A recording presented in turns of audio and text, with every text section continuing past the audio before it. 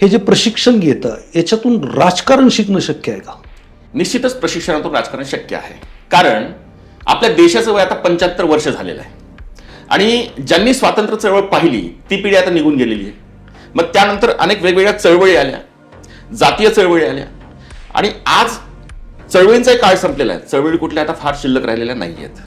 आणि अशा परिस्थितीमध्ये आज नेमकं म्हणजे जो तरुण आहे त्या तरुणांनी करायचं काय?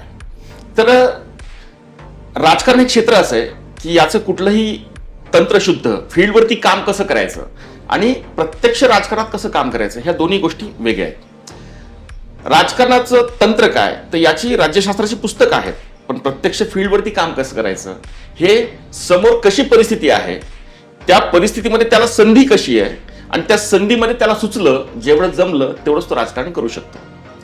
पण फील्डवरती काम करत असताना कसं करायचं तर आपली मगाशी सांगितल्याप्रमाणे 75 वर्ष वय झालंय आणि यामध्ये जी स्थित्यंतर घडली, अनेक राजकीय घडामोडी घडल्या, अनेक प्रक्रिया घडल्या, तर यातून जे एक ठोकताळे समोर आले की हे केलं तर निश्चितपणे कुणीही राजकारणात यशस्वी होऊ शकतो.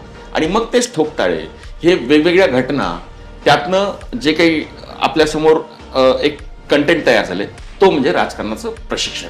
हे प्रशिक्षण आम्ही आपल्यासमोर घेऊन आलेलो आहोत आणि निश्चित राजकारणाच्या प्रशिक्षणातनं कुणीही यशस्वी राजकारणी होऊ शकतो.